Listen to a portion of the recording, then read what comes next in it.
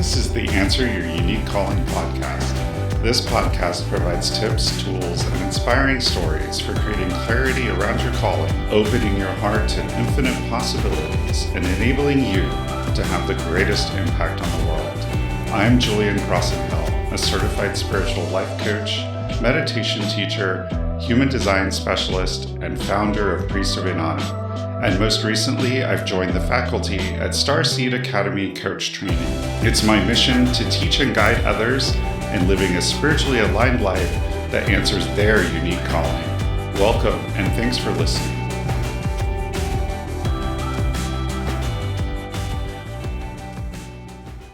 Hi, on today's episode, I want to talk about some of the mindset shifts that are really required to fully step in and answer your unique calling. And in particular, I think this takes place with people who are doing some type of work around spirituality, and perhaps they're doing it as a side hustle and are starting to think about maybe stepping into that role of being a soulpreneur and owning a spirituality-based business, or starting a not-for-profit, or doing this work in a more full-time capacity. Not that there's anything wrong with doing this as a side hustle. If that is working for you and it feels aligned for you and you have the energy for it and you're not feeling particularly drawn towards making this a full-time thing, that's perfectly fine. Lots of people choose to answer their calling in this way by doing it as a passion project along the side. And this particularly happens with musicians and artists and folks who, work a regular career and then do their passion, they're answering their calling in their spare time, and that's fine.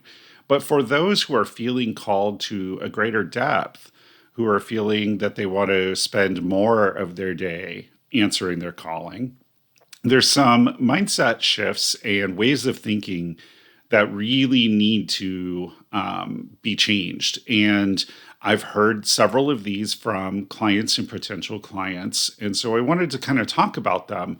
And the first one I want to talk about really deals with value and how you value your spiritual work. And I see this a lot with clients who are doing some spiritual work. Maybe they're teaching or they're doing tarot readings or whatever it is that they're doing. And they're doing it as a side. They're doing it as a passion project outside of work.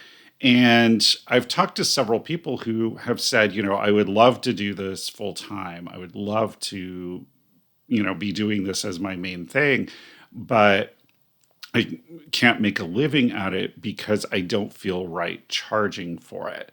And that's something I really want to talk about, because there's this idea that comes up, and I've heard it a lot in the spirituality area, that it's unethical to charge money for spiritual wisdom or for spiritual teaching or for doing this work. And I don't think that that could be any further from the truth.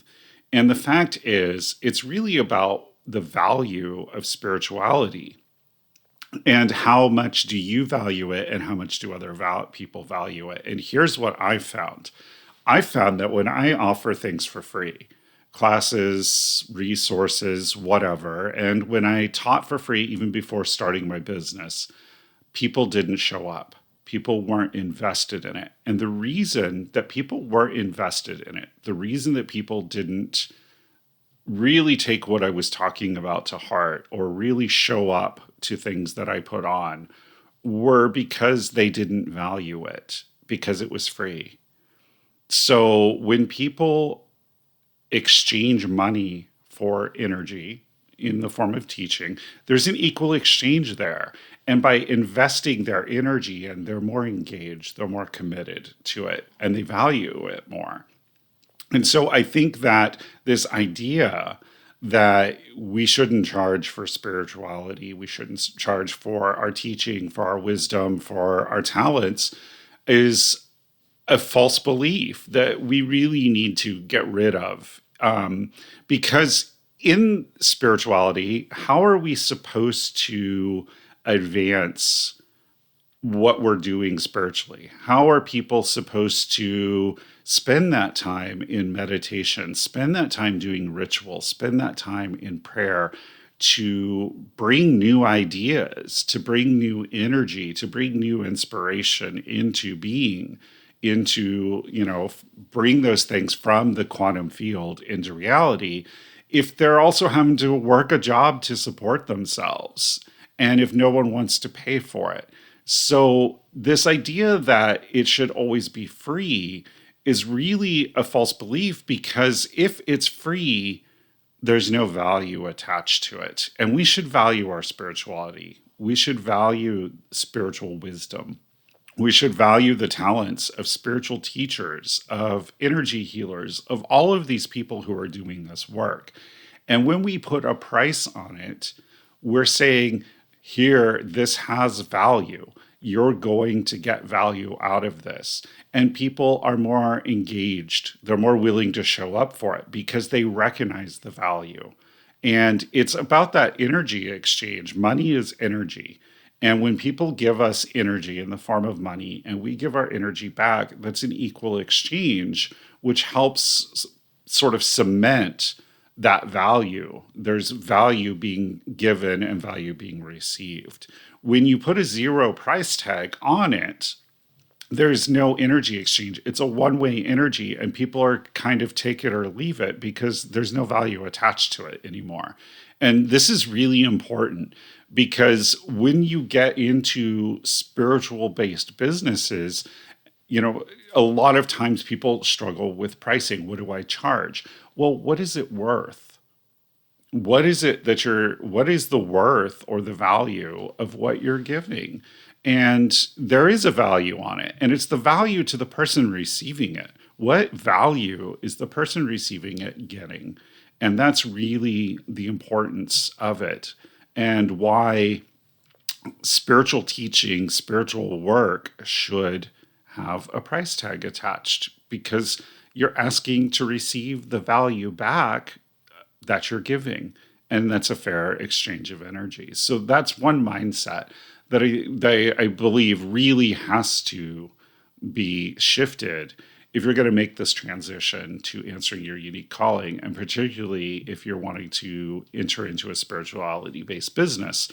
Even if you're not, if you're saying, I want to spend more time on this, I want to spend my day teaching, meditating, doing these things, you've got to support yourself somehow. And first of all, you've got to charge equal to the value of what you're giving for your services.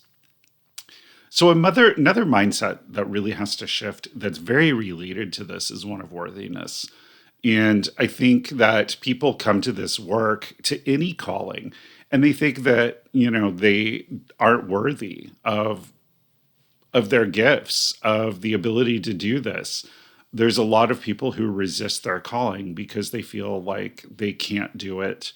They don't have the right skills. They're not good enough. They're not eloquent enough. They don't speak well. They don't, there's all these excuses that come up, and they all come back to this idea of worthiness, of being worthy of your calling, of being worthy of the blessings that are unfolding as part of that calling.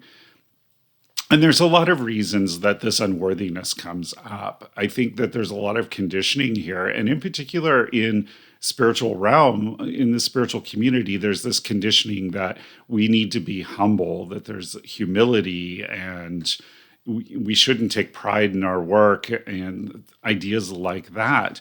And I think that also that there's just a lot of other conditioning when we get into looking at it from a human design aspect. What is the person's definition in their heart center? What is their innate sense of worthiness? And I think that worthiness is something that we all struggle with. I know that I've struggled with it in the past. I know many of my clients have struggled with it. And it's really boils down to, am I worthy of supporting myself by doing what I love? And the answer is yes, of course. The universe wants us to be happy. I was attending a summit this week, and I was listening to someone, don't recall the speaker's name, talking about manifestation. And the thing that really like leapt out at me was she said, "Your desires desire you." And like, think about that. Your desires desire you. That's a really powerful idea. And I think really that's what's behind this idea of worthiness. What are we worthy of our desires? Do we have to somehow earn them from the universe to prove ourselves in order to receive what we want and need? Or, to receive abundance, to receive money, to receive success, all of these things. And the universe wants to give us these things. The universe wants us to have them. We just need to operate at the frequency that we attract them, and we just need to step into this role of answering our unique calling. And often that's the thing that's really sort of holding back this shower of blessings that the universe has for us, is that we're resisting that guidance and resisting moving into that role. And so this is just another mindset that really needs to shift, another set of beliefs that we need to shed around this idea that we somehow need to be worthy or prove that we deserve it or feel guilty about what we want, rather than just remembering that our desires desire us, as said. So the other thing I want to talk about in terms of mindsets too, it deals with authenticity. There's a lot of conditioning around who you have to be if you step into this role of answering your unique calling, and particularly around being a spiritual leader, a community leader, a teacher, speaker, coach, any of these kinds of roles. There's a lot of doubt about how we should show up. And there's a lot of bad ideas and bad advice about copying other people who are successful, where, there's always this tendency to compare ourselves. We get on social media and we see somebody's lives, or we see somebody's stories, and we think, oh, mine aren't that great. I should try to do more of what they're doing. Or we think that we have to speak in a certain way, that we have to talk in a certain way, we have to water down our message, and we get pulled away from our authenticity. We get pulled away from who we are at our core. And in human design, we call this conditioning, because in human design, conditioning is anything that takes us away from the truth of who we are. And when we step away from the truth of who we are, we no longer attract the people that we're meant to attract. We no longer attract the experiences and the opportunities and the things that we're designed and meant to be attracting. We struggle. And we struggle because we're trying to attract people who aren't our people. We're trying to show up in a way that isn't authentic and true for us. And when we do that, we pull ourselves out of our energy. We pull ourselves out of our uniqueness, the thing that makes us perfectly suited to answering the calling that we've been given. And so, of course, we're going to struggle with that calling, since that calling has been tailored to us, and now we're not even being ourselves. So we really need to embrace the truth of who we are and be very transparent about it and show up in a very authentic and true way if we want to be successful in answering our unique calling. Because when we show up authentically, our magnetic monopole, which we talk about in human design a lot, it's the part of us that is driving the car. You can think of it as the higher self or the soul. It's the part that's leading us in the certain direction that we need to go in life. And it's also attracting things to us. And when we're being authentic, that part of us can operate into its fullest capacity. It can draw the desires that we want to us, but it also draws to us the people that we're meant to have an impact on. Because this answering your unique calling, being a leader, stepping into this role, is really about the impact that we have in the world, about the change that we're going to create, that we're going to inspire in other people.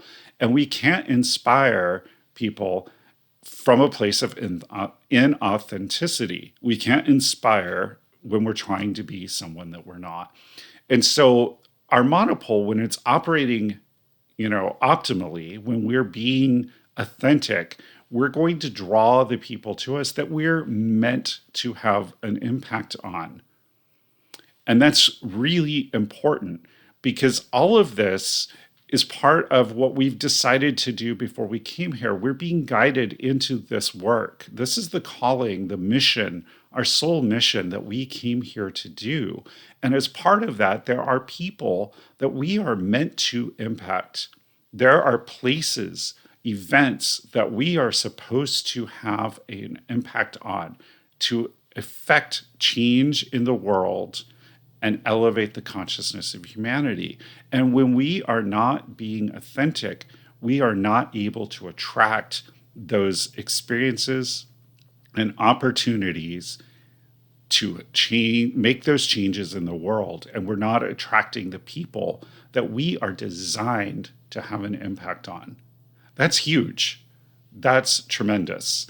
And so the risk that we take when we are comparing ourselves to someone else, trying to be someone else, trying to show up like that other coach that we saw on Instagram, the risk is that we will minimize our impact. We're pulling the rug right out from under ourselves when we do that. And that's really such a shame when people feel like they have to show up as somebody else, when they have to be small, when they can't be who they are, because they were designed a certain way to have an impact in the world. And that impact is so crucial and so important. So that mindset of comparison, of trying to be someone else, you've got to get rid of it to really be successful in doing this work. That's really huge. The other thing I kind of want to briefly mention, and it's not really so much a mindset, but I want to this is so huge, burnout. Burnout happens to everyone. And burnout happens when we aren't protecting our energy, when we're focusing too much on the wrong things. It can happen to even the most spiritual of us. We get in our business, we get really heads down, we start filling our calendar, we're go, go, go, go, and we're not making the time for the people that are important to us, to the things that we enjoy doing that light us up, and we start to suffer burnout. And in particular, I think one situation that I really want to talk about is when you're making that transition, because transitions are difficult, they're tricky. And when we're making that transition, okay, we're working in our career, we've answered our unique calling, and maybe we're doing it a little bit as a side hustle. So we're working our full day, and then we're working on whatever our calling is. And that can set up a perfect situation for burnout. Yes, we're doing our passion project. We're doing the thing that lights us up outside of our work. And that's wonderful. And there are lots of scenarios in which that can be perfectly sustainable, where we can live our calling on the side of whatever we do to pay the bills and be happy with that and make that work. But when people are trying to become a soulpreneur often, when they are planning to make that transition from work to doing this work full time, and they are doing this as a side hustle, there is a temptation to work all of the time because we want to make that transition. We want to step fully into answering our calling and get rid of the thing that we do that pays the bills and make this work pay the bills. Make this the main thing that we do.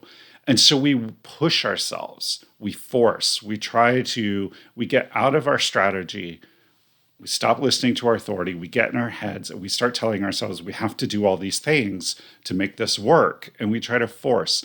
So before long, you're working nights and weekends, and you're putting all of your spare time into your side business outside of your work. And you end up headed for burnout because the thing that lights you up, you're not really doing anymore. You're just mindlessly working through trying to force and make something happen. And that is a perfect scenario for burnout. You need to make sure that you're protecting your energy, that you're setting time aside for the other things that light you up, for the people that you love and want to spend time with. That's really critical. And another area where you really have to be careful about burnout is that sometimes you could be working at a career that just really drains you, that you just really dislike what you do during the day job. You're building your side business, you're getting ready to make that transition, and you just go in this job that you hate. You're really forcing yourself to deal with it while you're building your other business, and you make that transition. And what happens is you get into the business full time, you get into doing your soul's work full time, and you crash and burn. You start procrastinating in your business. You start not showing up as energetically as you could.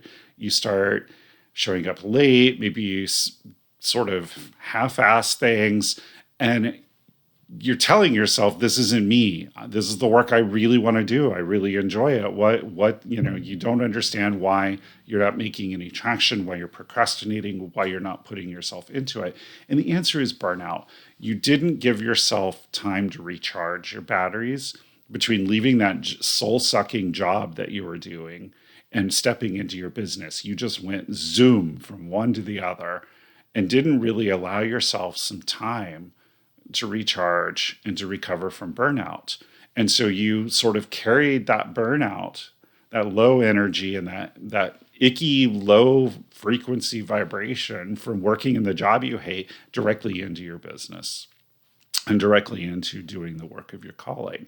And so these transitions are really critical, that you create space to do things that you love, that light you up, and create space to rest and meditate and recharge, so that that transition can be one of that's smooth, a transition of ease and of grace, so that when you do step fully into doing the work of your calling, you have the energy to show up in that work as yourself, feeling worthy, knowing the value of what you're offering, and you are able to impact and influence the world in a way that will make lasting change for the better for the human collective. And that's really what this process of answering your unique calling is all about. I'm Julian Crosson-Hill of 𝗞𝗲𝗏. You can reach me on the web at www.𝗞𝗲𝗏.com. That's 𝗞𝗲𝗏, INANNA.com. I'm also on Instagram as 𝗞𝗲𝗏, Facebook, 𝗞𝗲𝗏, and you can find 𝗞𝗲𝗏's company page on LinkedIn as well.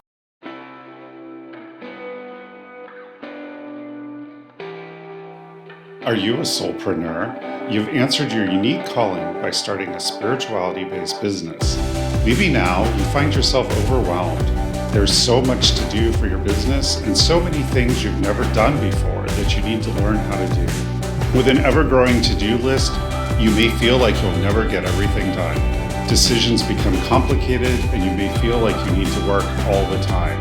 Even worse, our old friend imposter syndrome hooks his head up. You struggle with your pricing, and every business coach on the planet wants to sell you a marketing system. I've been there. It's why I've created my Soulpreneur Energetic Success Program. This coaching program helps you use your human design, storytelling, ritual, and transformational coaching to build your soulpreneur business. Discover how to make the best decisions for you, how to find the most aligned action to take, overcome imposter syndrome, confidently charge what your services are worth, and move forward with ease and grace. Visit my website, www.𝗞𝗲𝗏.com, to schedule a free intro call.